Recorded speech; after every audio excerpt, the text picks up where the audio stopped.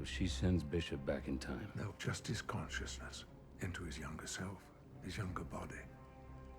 Wow. This might just work, Charles. What might work? The Sentinel program was originally conceived by Dr. Bolivar Trask. In the early 70s, he was one of the world's leading weapons designers. But covertly, he had begun experimenting on mutants, using their gifts to fuel his own research. There was one mutant who had discovered what he was doing. A mutant with the ability to transform herself into anyone. Mystique. I knew her as Raven. We met when we were children, grew up together. She was like a sister to me. I tried to help her, but only succeeded in driving her away. She hunted Trask across the world, and at the Paris Peace Accords in 1973, after the Vietnam War, she found Trask and killed him.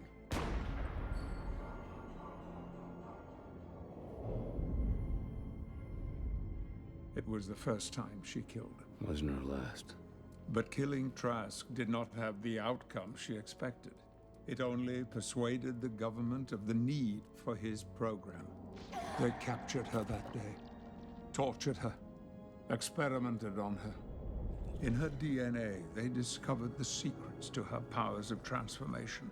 It gave them the key they needed to create weapons that could adapt to any mutant power. And in less than 50 years, the machines that have destroyed so many of our kind were created. But it all started that day in 1973. The day she first killed. The day she truly became Mystique. Do you want to go back there? If I can get to her, stop the assassination, keep her out of their hands, then we can stop the Sentinels from ever being born. And end this war before it ever begins. I can send someone back in a couple weeks. Maybe a month, but you're talking about going back decades. You have the most powerful brain in the world, Professor. But the mind can only stretch so far before it snaps. It would rip you apart. I'm sorry. No one could survive that trip. What if someone's mind has a way of snapping back? What if someone can heal as fast as they're ripped apart?